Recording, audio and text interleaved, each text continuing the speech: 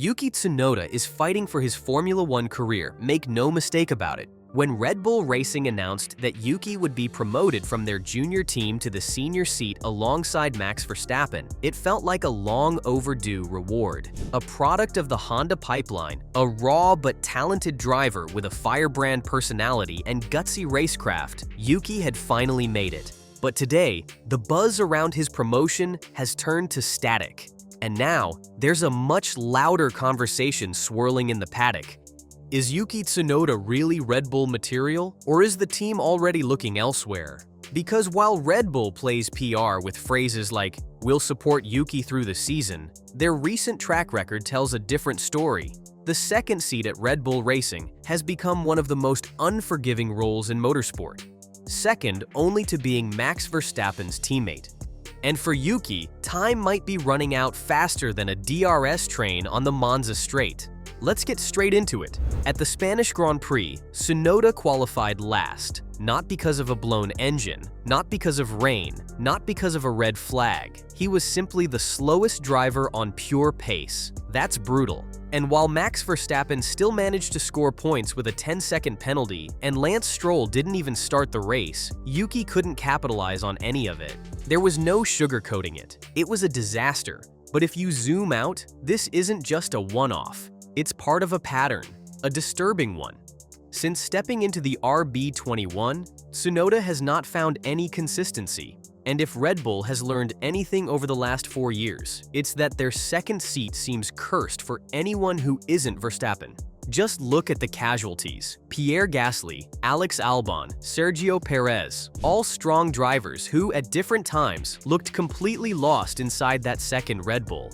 The car is notoriously difficult to drive. Built around Max's aggressive, rear-happy style, the RB19 and now the RB21 require ridiculous levels of confidence under braking and near-perfect throttle control on corner exit.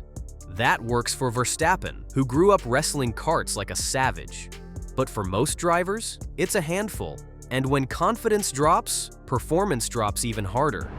Even Helmut Marko, never one to mince words, acknowledged this.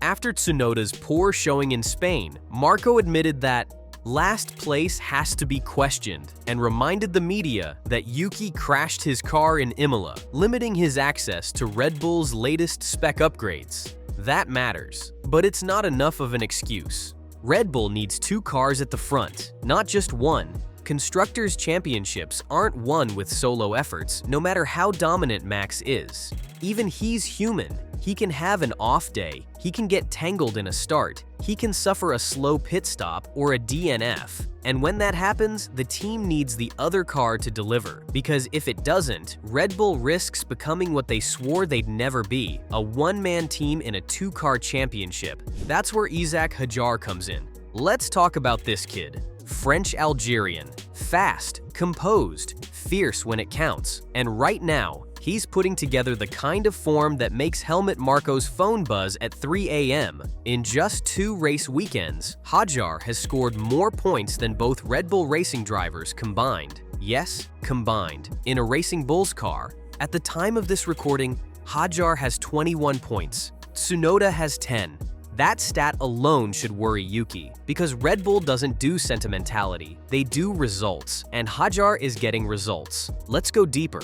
Helmut Marko has already publicly called Hadjar the revelation of the year.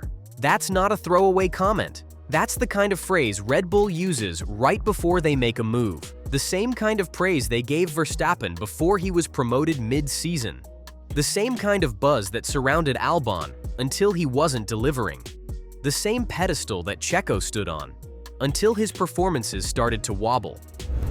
If history tells us anything, it's this. When Red Bull calls you a revelation, they're already imagining you in that second seat.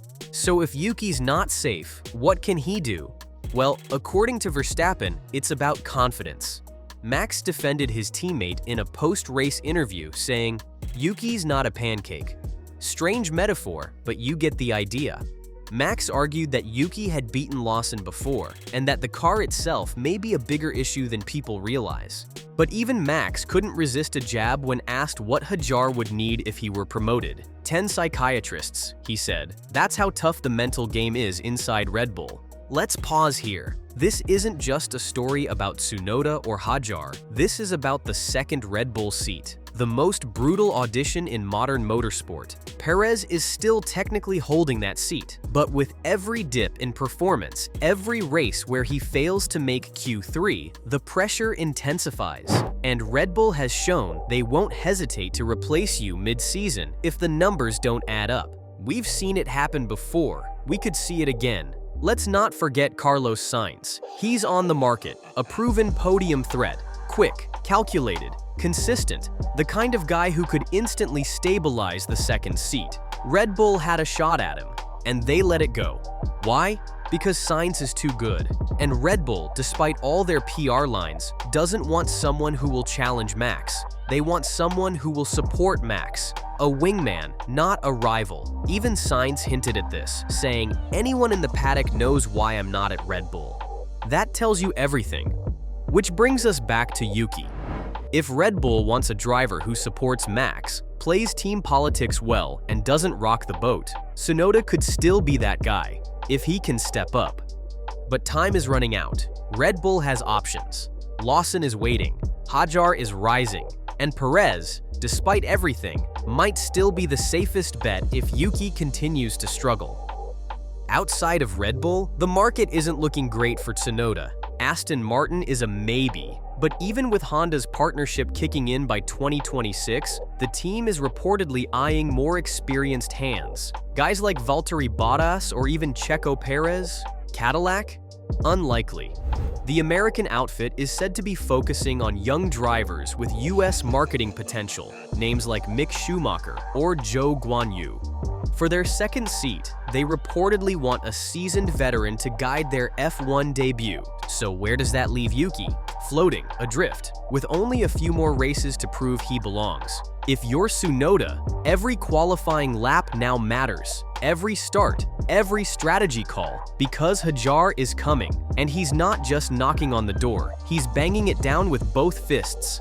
And if history repeats itself, the second seat at Red Bull will once again become a revolving door, one that spits out promising careers almost as fast as it chews them up. So now it's your turn. What do you think? Is Tsunoda finished at Red Bull? Is Hadjar the real deal, or just the flavor of the month? And should Red Bull consider finally signing a serious number 2 like Sainz to go all in on the Constructors' Championship? Let us know in the comments. And don't forget to subscribe for more F1 deep dives every single week. Hit the like button to help this video reach more fans like you. And click the video on screen right now to see why Red Bull's second seat might be the toughest job in Formula 1. This story isn't over. In fact, it's just getting started.